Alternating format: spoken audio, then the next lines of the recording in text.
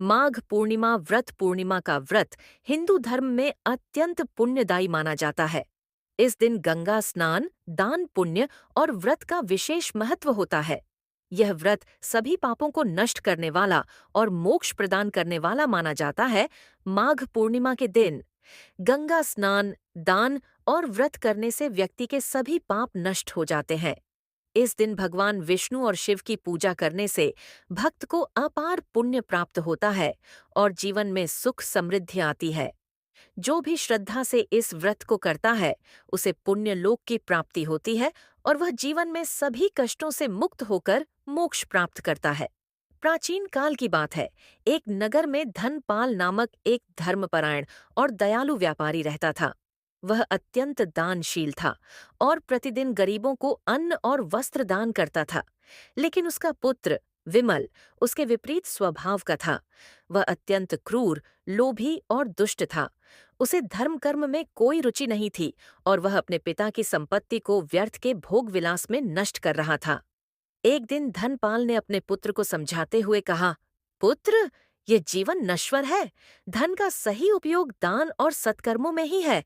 यदि तुम धर्म और पुण्य के कार्यों से दूर रहोगे तो अगले जन्म में दुख भोगोगे। लेकिन विमल पर पिता की बातों का कोई असर नहीं हुआ। कुछ समय बाद धनपाल का स्वर्गवास हो गया। उनके जाने के बाद विमल ने अपने पिता के पुण्य कार्यों को भी बंद कर दिया।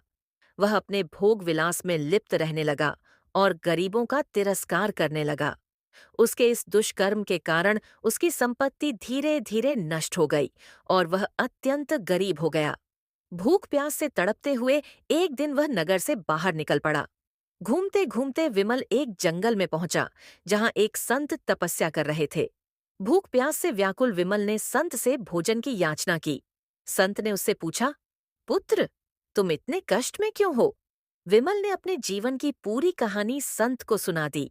संत ने कहा, तुम्हारे सभी कष्ट तुम्हारे अधार्मिक जीवन के कारण हैं, लेकिन अभी भी समय है। तुम माघ पूर्णिमा का व्रत रखो, गंगा स्नान करो और दान पुण्य करो।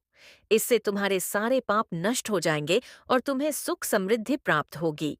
विमल ने संत की बात मानी और माघ पूर्णिमा के दिन गंगा स्नान किया, व्रत रखा और गरीबों को दान दिया। व्रत के प्रभाव से उसकी सारी विपत्तियां दूर हो गईं और वह फिर से धन धान्य से परिपूर्ण हो गया। इसके बाद उसने सदा के लिए धर्म का मार्ग अपना लिया।